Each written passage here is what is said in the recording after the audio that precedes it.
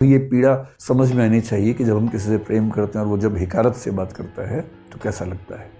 आपको बच्चा आईआईटी करेगा या नहीं, एमबीबीएस करेगा या नहीं, ये बहुत छोटी बात है। पर आपकी संतान, आपका बेटा या आपकी बेटी एक कायदे का इंसान बनेगा या नहीं, ये ज़्यादा बड़ी बात है। तो जिन चीज़ों से बचाना ज़रूरी है अपने बच्चों को, उनमें से एक समस्या का नाम है नार्सिसिज्म।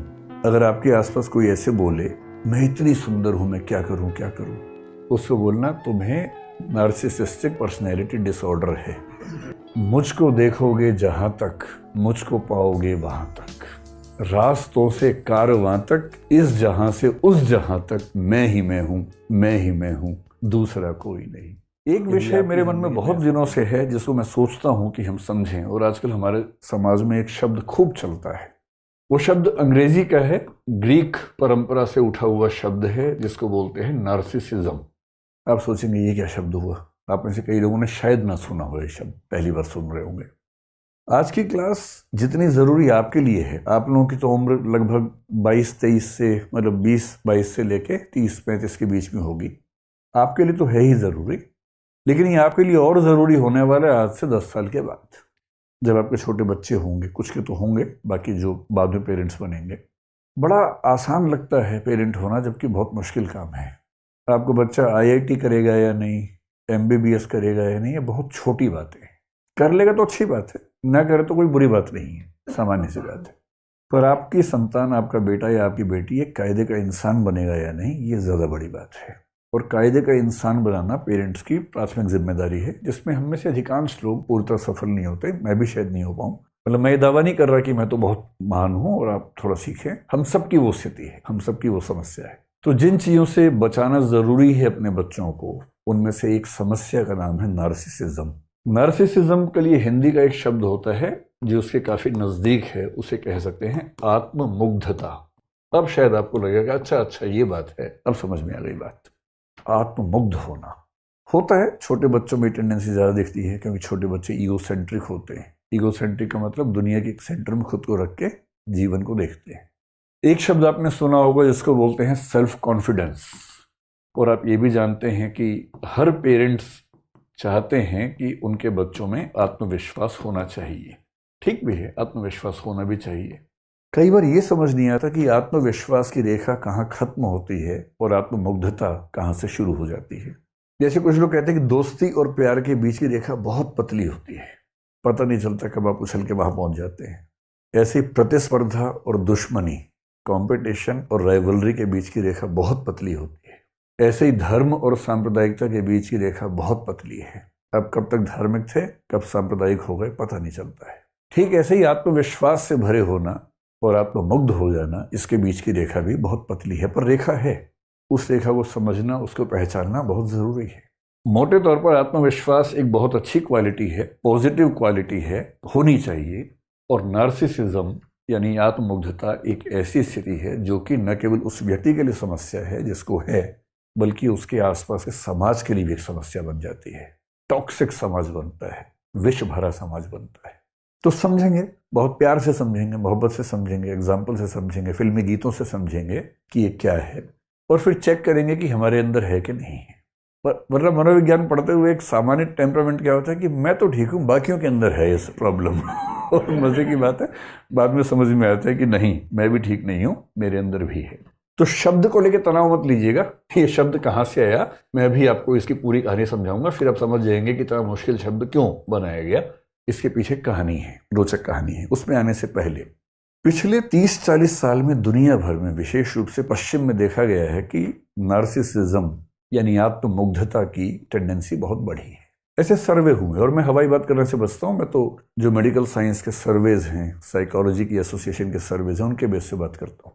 एक सर्वे ने बताया कि 1962 और 1990 के बीच में अंतर ये है अमेरिका में कि 1962 में 12% किशोर बच्चों में, एडोलेसेंट बच्चों में ये टेंडेंसी देखी गई थी, और ये टेंडेंसी 1990 के दशक में आते हैं तो लगभग 77 से 80% बच्चों में देखी जा रही है। 12% से 80% की बात कर रहा हूं मैं, 1-2% की बात नहीं कर रहा हूं। तो एक बड़ी समस्या तो है। भारतीय समाज में उतनी बड़ी समस्या कुछ लोग मानते कि नहीं है, लेकिन ये मानना पड़ेगा कि आज के समय में वो भी दिखना शुरू हुआ है। एग्जाम्पल से बात करते हैं, है ना, सैद्धांतिक बात क्यों करें। आत्ममुग्धता का एक लक्षण होता है व्यक्ति को ये लगने लगना कि उसके जैसा कोई नहीं, मैं इतनी सुंदर हूं, मैं क्या करूं क्या करूं। अब आप रिलेट कर पा रहे हैं? अगर आपके आसपास कोई ऐसे बोले मैं इतनी सुंदर हूं, मैं क्या करूं क्या करूं, तो उसको बोलना तुम्हें नार्सिसिस्टिक पर्सनैलिटी डिसऑर्डर है, एनपीडी है, इलाज करवा लो अपना। कोई उससे भी एग्रेसिव हो जाता है कभी कभी, उसको लगता है कि उसके बिना दुनिया चल ही नहीं सकती, मैं नहीं तो कौन बे। कुछ दिन पहले कोई रैपर है, मैं जानता नहीं, मैं रैप सुनता नहीं हूं, तो कोई लड़की है, वो मैं नहीं तो कौन बे गा रही थी। कुछ लोगों ने मेरा एक वीडियो साथ में चिपका दिया उसके। मैं क्लास में हंसी मजाक में एक शेर बता रहा हूँ बच्चों को, तू नहीं कोई और सही, कोई और नहीं कोई और सही, बहुत लंबी है ज़मीं मिलेंगे लाख हंसी, इस जमाने में सनम तू अकेली तो नहीं। तो लोगों ने इस तरह चलाया कि मैं उसको जवाब, मैं तो जानता भी नहीं उसको कौन है। जबरदस्ती लोगों ने कर दिया।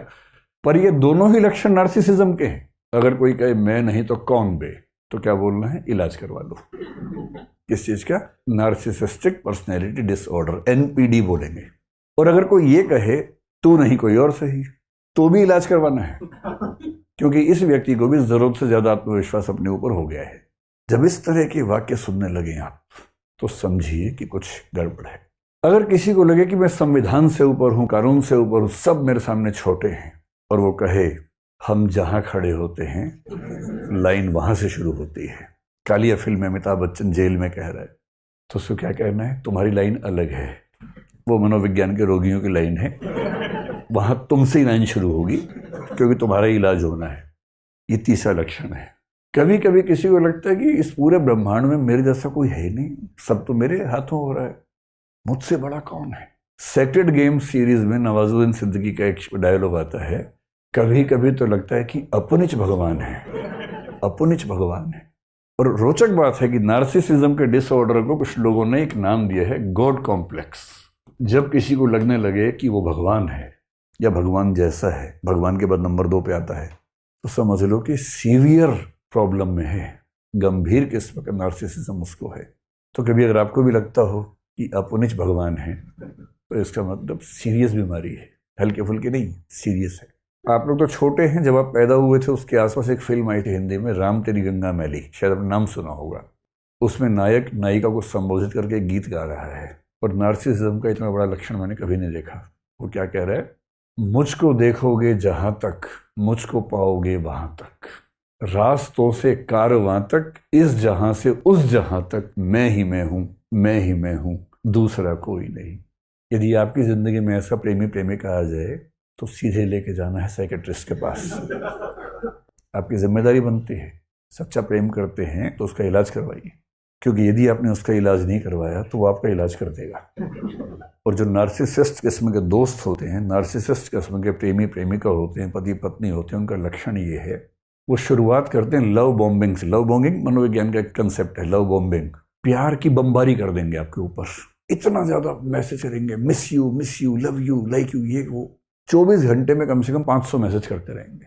और आप सोचेंगे कि इतना प्रेम करने वाला मनुष्य मुझे मिला है, ऐसा तो दुनिया में किसी को नहीं मिला।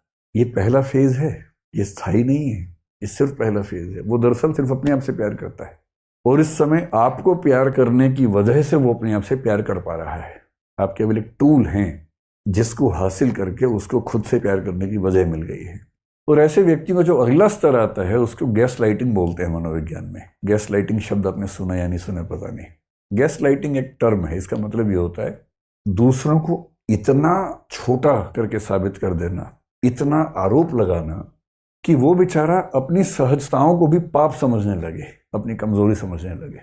जैसे सुबह मान लीजिए उठने की बात है, सबका मन करता है आराम से उठने का, ये लाट साहब तो 8 बजे उठेंगे। अगर पत्नी एक दिन थोड़ा सा लेट उठ गई तो उसको इतना सुना देगा, तुम कैसी औरत हो, कोई शर्म नहीं तुम्हारे अंदर, तो तुम 8 बजे उठ रही हो, खुद रोज 8 बजे उठता है, 8 बजे उठ रही हो, नरक जाओगी तुम तो, मेरी माँ को देखो 4 बजे उठती है सुबह। इतना सुना देगा, इतना सुना देगा कि उस बेचारी को सुबह 8 बजे उठना इतनी गिल्ट फीलिंग हो जाएगी कि वो धीरे धीरे खुद को धिक्कारते धिक्कारते खत्म हो जाएगी। ये इसका उल्टा भी हो सकता है, कोई महिला किसी पुरुष को करे, ये भी हो सकता है। अपने साथी को, अपने दोस्त को, अपने पति को, पत्नी को, अपने किसी रिश्तेदार को उन चीजों के लिए ब्लेम करना जो दरअसल ब्लेम करने वाली नहीं है। इतना ब्लेम करना कि वो बेचारा इंफीरियोरिटी कॉम्प्लेक्स में, गिल्ट कॉम्प्लेक्स में चला जाए, इसको बोलते हैं गैस लाइटिंग। तो यदि कोई प्यार की बमबारी कर रहा हो तो खतरा है कि अगला स्तर ही आने वाला है। फिर वो आपको हर चीज़ के लिए जिम्मेदार साबित करेगा, आपका आत्मसम्मान छीन लेगा, सेल्फ रिस्पेक्ट, सेल्फ एस्टीम खत्म कर देगा। ये मोटा मोटा लक्षण जो है, ये लक्षण अगर किसी व्यक्ति में आपको सारे एक साथ दिख जाएं तो उसको हम कहेंगे कि वो नार्सिसिस्टिक व्यक्ति है या नार्सिसिस्ट है। आपके मन में एक सवाल ये आ रहा होगा, कितना मुश्किल नाम क्यों रखा है इसका? इसके पीछे एक कहानी है और उस कहानी का जो केंद्रीय चरित्र है उसका नाम है नार्सिसस, और नार्सिसस के नाम से इसका नाम पड़ गया नार्सिसिज्म। दरअसल कहानी दो कैरेक्टर्स की है, एक नार्सिसिस है और एक ईको है या एको है जो भी आप बोलते हैं उसको। देखिए, दुनिया के सभी धर्मों में जो शुरुआती कथाएं हैं, कहानियां हैं ना, बहुत रोचक कहानियां हैं। उन कहानियों का एक पर्पस क्या होता है कि नैतिक विचार सिखाने के लिए कहानी का इस्तेमाल करें। जब आप छोटे थे, आपको याद होगा, आपके पेरेंट्स आपको कहानियां सुनाते होंगे।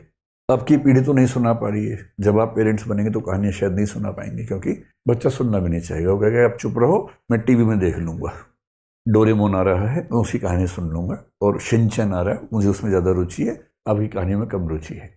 लेकिन आज से एक दो पीढ़ी पहले तक सारे बच्चे कहानियां सुन सुन के बड़े हुए हैं, और पेरेंट्स की कोशिश क्या होती थी, कहानियों के माध्यम से बच्चों को नैतिक मूल्य सिखा दें। ये दुनिया के हर समाज में होता था। और बच्चे कई मुश्किल सवाल पूछ लेते हैं, उनका जवाब देने के लिए भी कल्पनाएं कर लेते हैं। जैसे मैं सोचता हूं कि ग्रीक समाज में किसी बच्चे ने पूछा होगा कि जैसे आप कहीं जंगल में जाके जोर से आवाज दें तो वो आवाज बार बार रिपीट होती है, बाद में एको होती है, तो बच्चे पूछते हैं कि ये आवाज कहाँ से आ रही है। अब उस समय फिजिक्स इतनी विकसित नहीं थी कि फिजिक्स के बेस पे इसका आंसर आप दे सकें, तो फिर लोग कल्पनाएं कर लेते हैं। उन्होंने कल्पना कर ली कि ये जो आवाज है, इस आवाज के पीछे कहानी है बेटा, और वो जो कहानी है वो कहानी ये कहानी है। तो क्या कहानी है सुन लीजिए, फिर आपको पूरा अंदाजा हो जाएगा कि ये शब्द कहाँ से पैदा हो रहा है। एक बहुत प्रसिद्ध लेखक हुए हैं रोमन लिटरेचर में, ओविड नाम के, उनका एक महाकाव्य आपने नाम सुना होगा, मेटामॉर्फोसिस उसका महाकाव्य का नाम है, जो सीजर ऑगस्टस के समय में लिखा गया था, यानी कि ईस्वी पूर्व 27 से ईसा पश्चात 14 के बीच में कभी लिखा गया था, मतलब ईसा मसीह के दौर में लिखा गया था लगभग। उसमें जो भाग 3 है उसमें एक कहानी आती है, ये वाली कहानी। क्या कहानी है? ग्रीक कहानी है, ग्रीस की, यूनान की कहानी। ये एक लड़का था नार्सिसस, और ये कौन था, तो एक देवता है, नदियों के देवता ग्रीस में। जैसे हमारे यहाँ होता है ना कि वर्षा के देवता, सूर्य देवता, चंद्र देवता, वहां भी खूब देवता माने जाते थे उस समय में।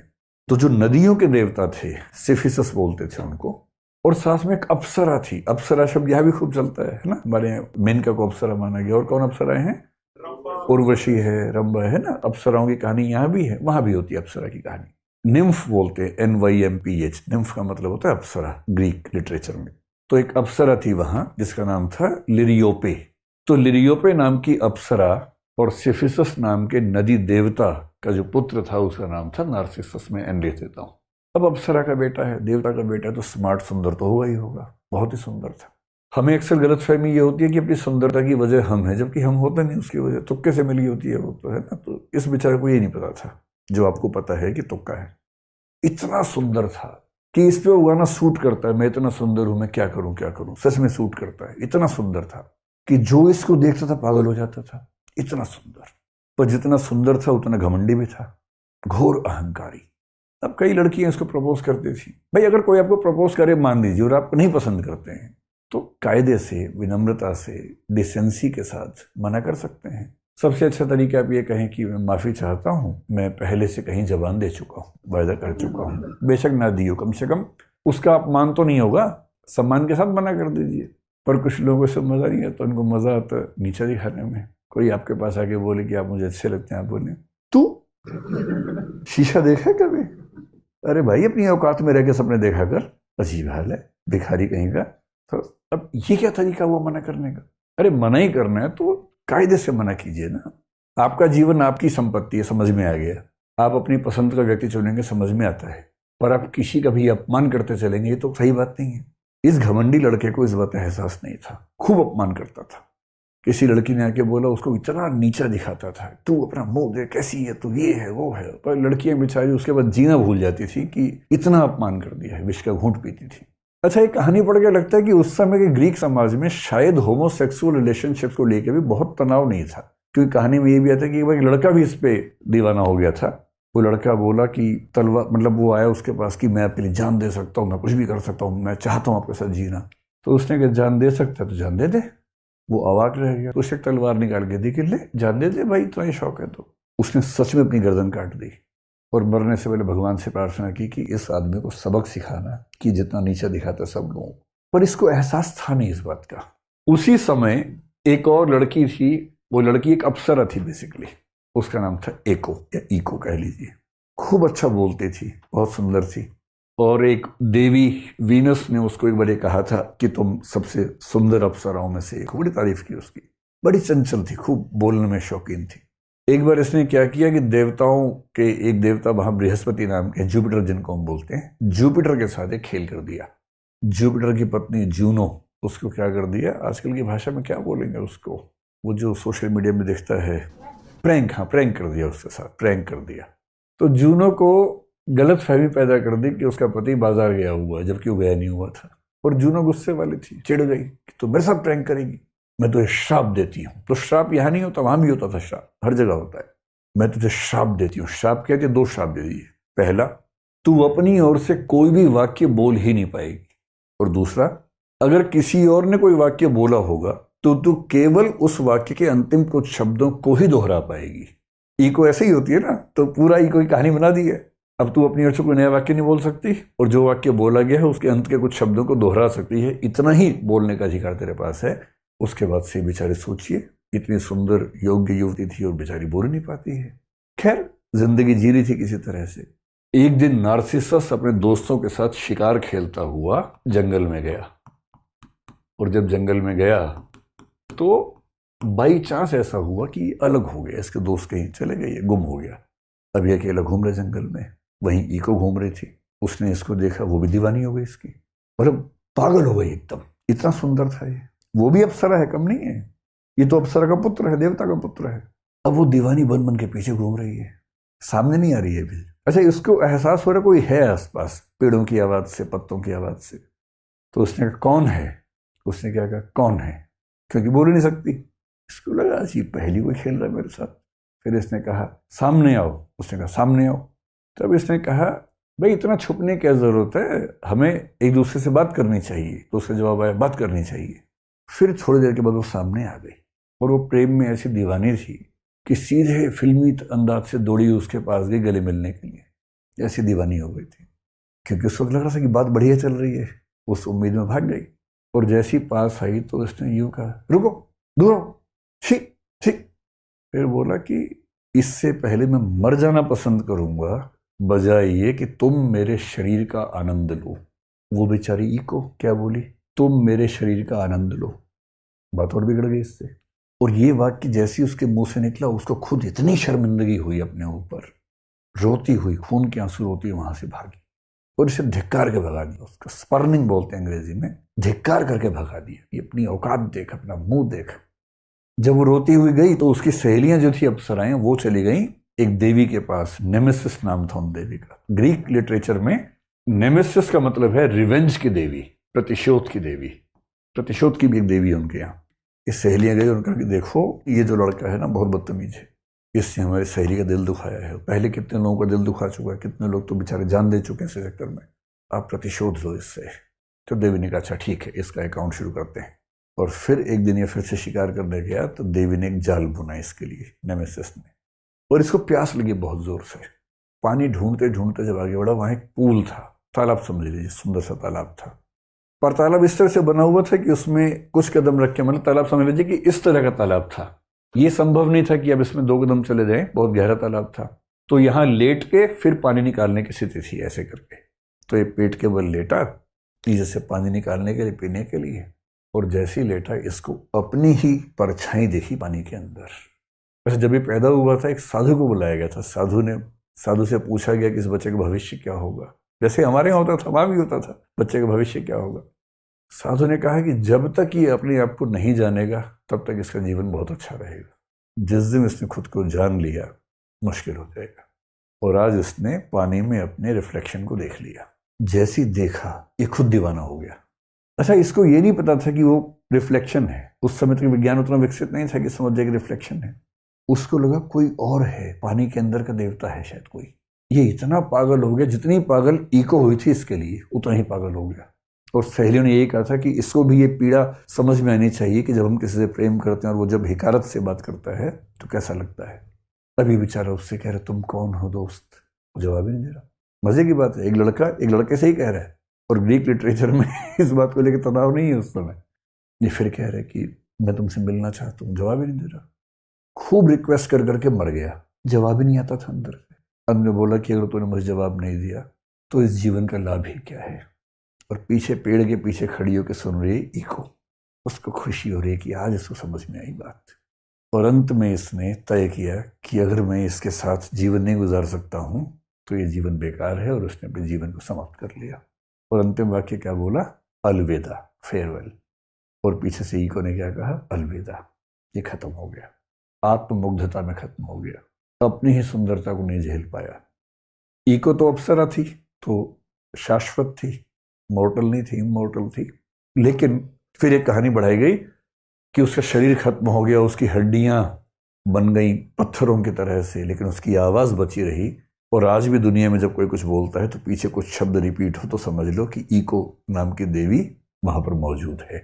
यह है नार्सिसस नाम के बहुत सुंदर किंतु बहुत ही घमंडी आदमी की कहानी। और ये हमेशा ध्यान रखना है कि यदि आप 4 लोगों के साथ बदतमीजी से बात करते हैं तो कभी ना कभी कोई आपको भी मिलने वाला है।